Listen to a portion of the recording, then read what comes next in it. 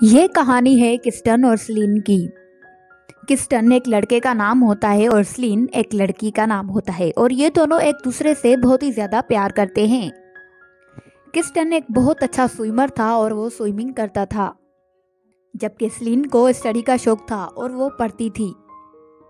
स्लीन की माँ मर चुकी थी और वो अपने फादर के साथ रहती थी। स्लीन का एक डॉग भी था जिसे वो बहुत ज़्यादा पसंद करती थी और उसका नाम था विल्जेक। विल्जेक अचानक कहीं बाहर चला जाता है और स्लीन बहुत ज्यादा परेशान हो जाती है और वो भी बाहर निकल जाती है विल्जेक को ढूंढने। स्लीन भागते भागते एक रोड तक पहुंचती है और वो देखती है कि विल्जेक को एक कार लगने वाली है। स्लीन बहुत ज्यादा डर जाती है और आवाजें लगाती है कि प्लीज हेल्प मी, और अचानक वहां पर किस्टन आ जाता है और उसके डॉग को बचा लेता है और किस्टन का बोर्ड टूट जाता है। स्लीन कहती है कि तुम्हारा शुक्रिया, तुमने मेरे डॉग को बचाया पर तुम्हारा बोर्ड टूट गया। किस्टन कहता है कि कोई बात नहीं, मेरे पास बहुत हैं। और वो स्लीन को कहता है कि चलो मैं तुम्हें तुम्हारे घर छोड़ देता हूँ।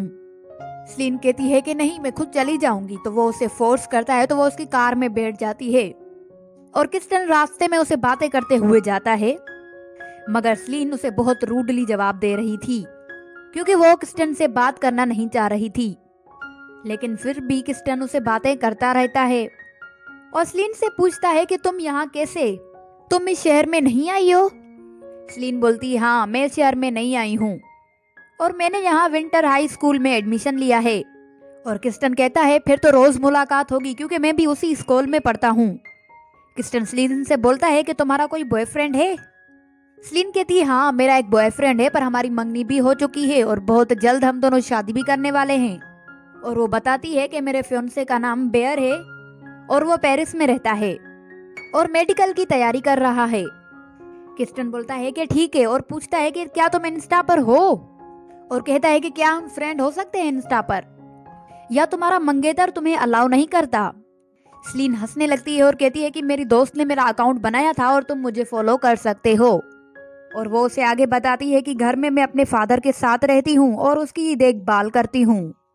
बातें करते करते किस्टन का घर आ जाता है और वो स्लीन से कहता है कि मेरे घर चलो। वो कहती है नहीं, मुझे अपने घर जाना है, और किस्टन उसके घर छोड़ देता है।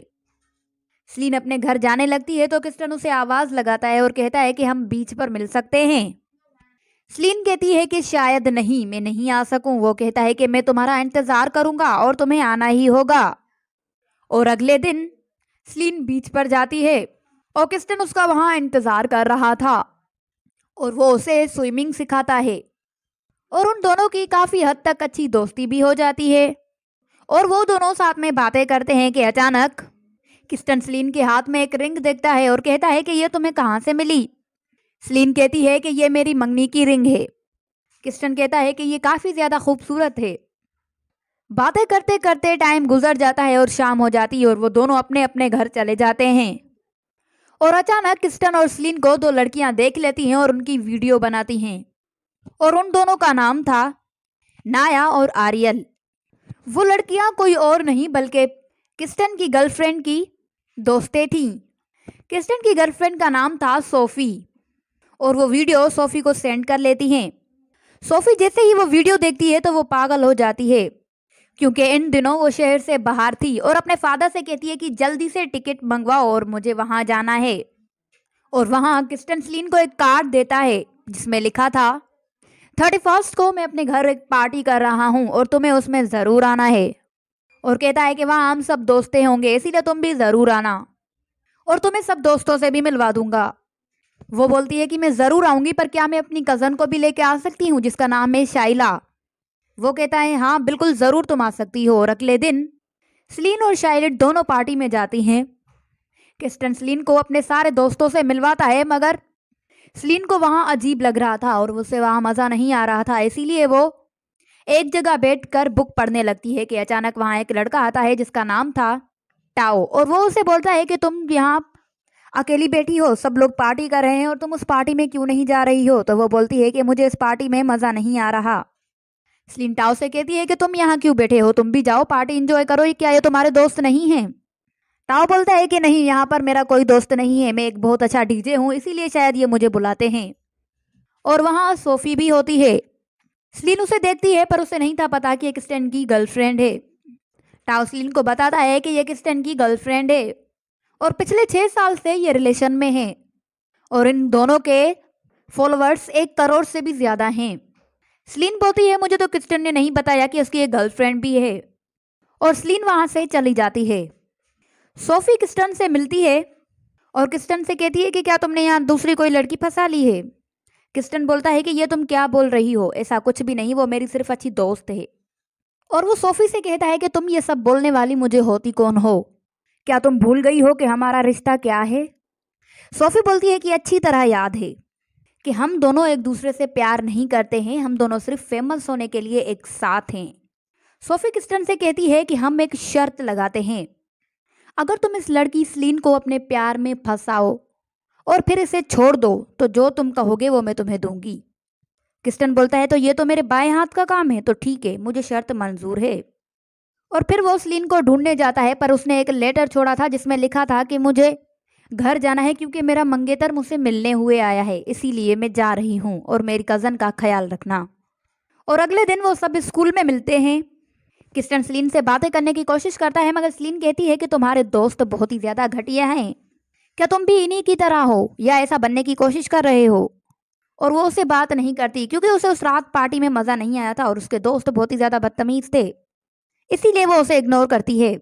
उसके बाद बेल लग जाती है और सब क्लास में चले जाते हैं पढ़ने। उसके बाद स्कूल की छुट्टी हो जाती है और स्लीन टाओ से मिलती है।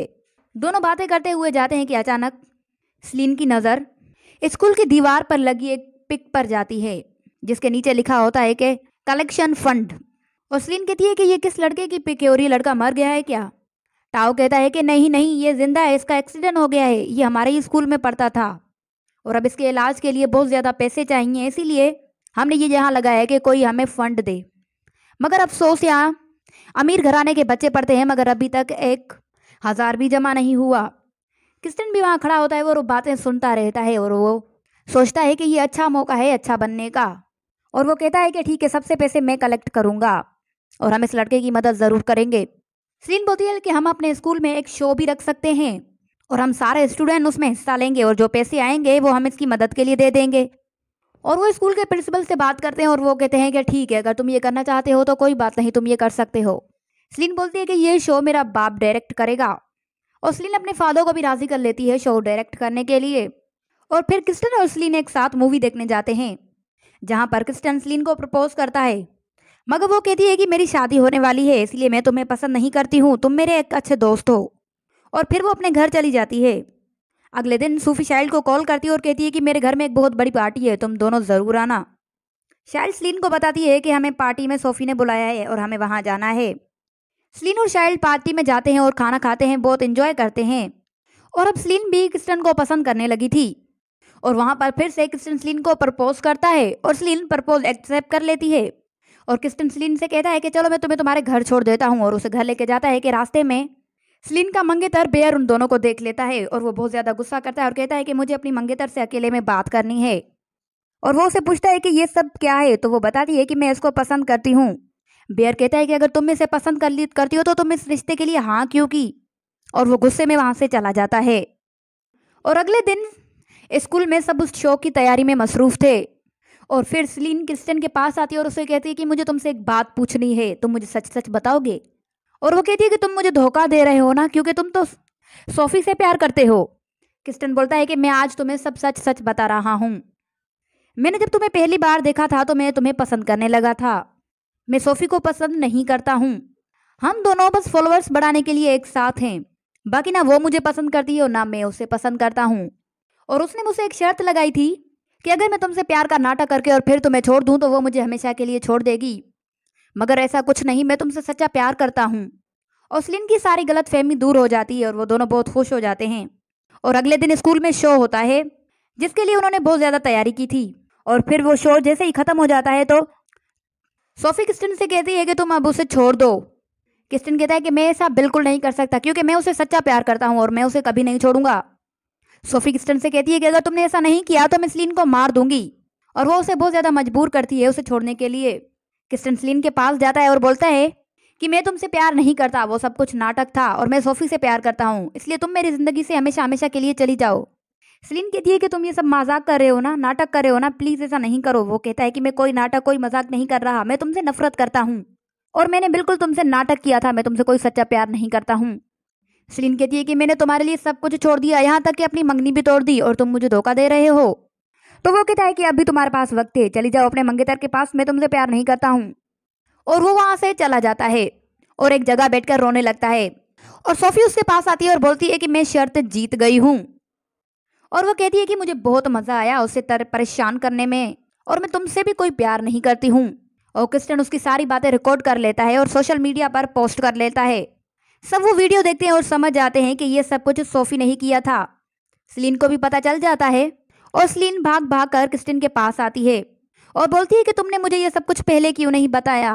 क्रिस्टन सेलिन से माफी मांगता है और वो उसे माफ कर लेती है और फिर वो दोनों शादी कर लेते हैं और कहानी की हैप्पी एंडिंग हो जाती है।